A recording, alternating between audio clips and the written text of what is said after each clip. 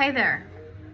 So I wanted to share something with you that I got is a little passage of paper that was stuck inside of a book that I ordered from Amazon not too long ago, and it was regarding the Constitution. So I want to read this to you. It's from David Crocket. It is called "Not Yours to Give," and it is a condensed version. This is by Edward Sylvester Ellis. So if you can see it, it's right there. So it's really small print, so I'm gonna read this to you.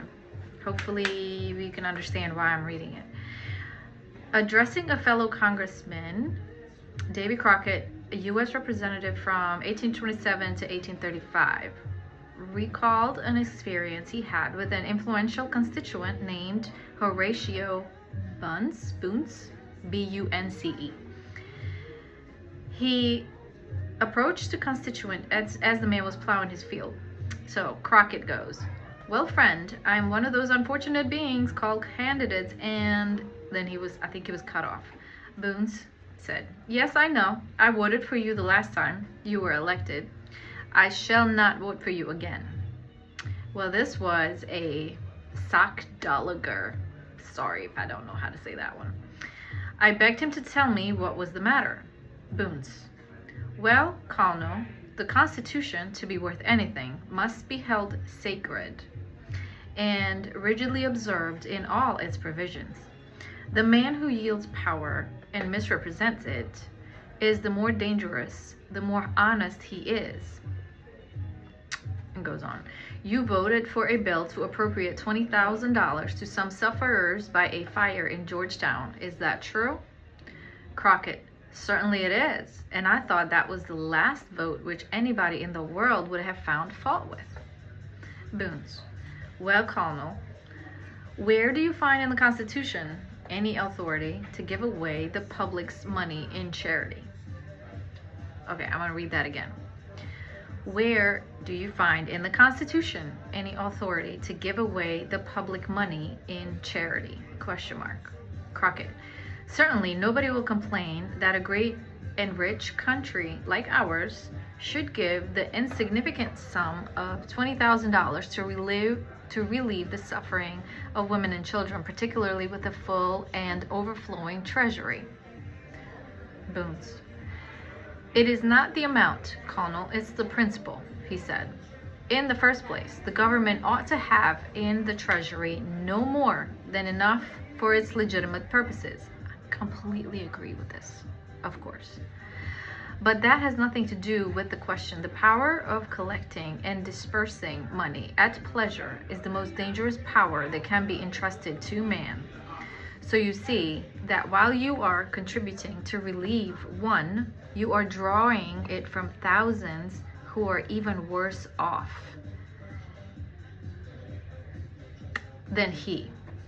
If you had the right to give anything, the amount was simply a matter of discretion, and you had such a right to give $20 million as 20,000. You will very easily perceive what a wide door this would open for fraud and corruption and favoritism on the one hand, and for robbing the people on the other."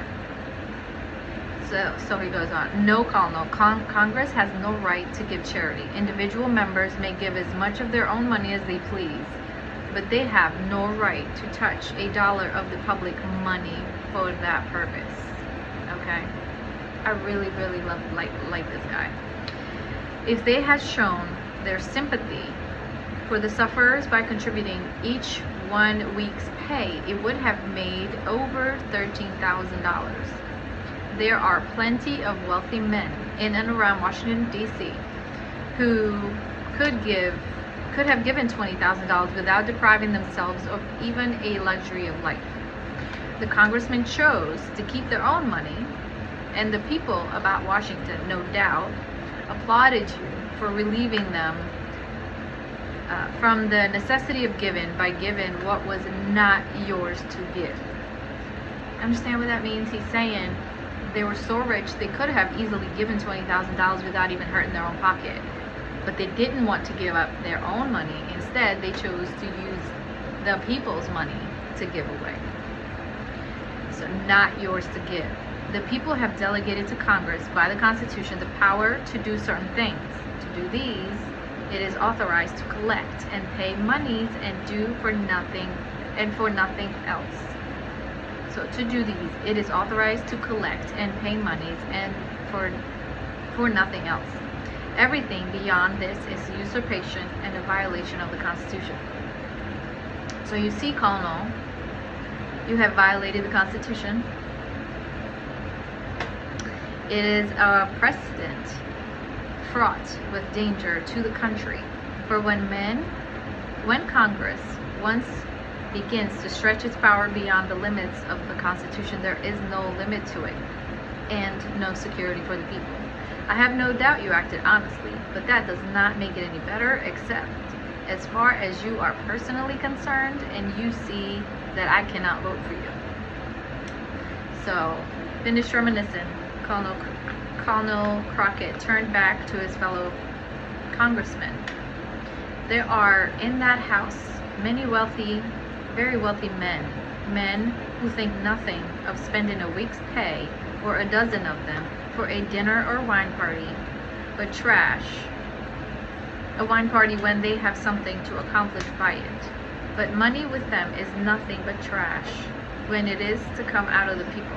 Yet it is the one great thing for which most of them are striving, and many of them sacrifice honor, integrity, and justice to obtain it.